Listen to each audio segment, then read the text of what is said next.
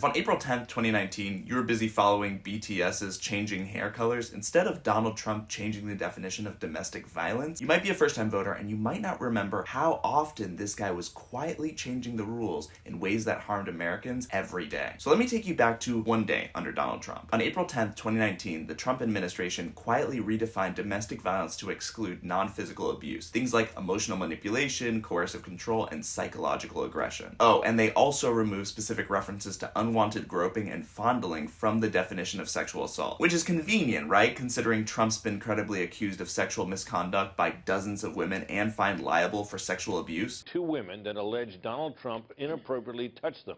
His hands were all over me. He started encroaching on my space. He was like an octopus. It was like he had 6 arms. Oof, a Trump octopus? Even the most hardcore hentai fans would pass on that. Changing the definition of sexual assault to exclude groping is like the Hamburglar rewriting robbery laws to exclude quarter pounders. When you're a star, they let you do it. You can do anything. Whatever you want. Grab them by the Once the change was discovered, domestic violence advocates were furious, saying it rolled women's rights back 50 years. 25 grant programs under the Violence Against Women Act may be on the chopping block. And Trump didn't just rewrite the rules. He openly praised abusers, like Rob Porter, his disgraced aide accused of domestic violence by 2 ex-wives. We hope he has a wonderful career, and hopefully he will have a great career ahead of him. Or endorsing domestic abusers for high office, like Senate candidate Herschel Walker. 10 years ago, maybe it would have been a problem. 20 years ago would have been a bigger problem. I don't think it's a problem today. And then there are the allegations against Trump, like his ex-wife Ivana's 1990 deposition, where she said he made her feel violated during sex,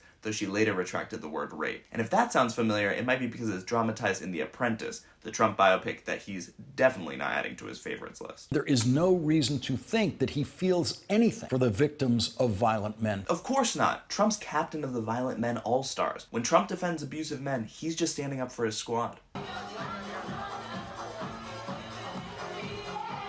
Yep, that's Trump and Jeffrey Epstein awkwardly partying at Mar-a-Lago, and the creepy pointing and dancing hasn't improved over the years.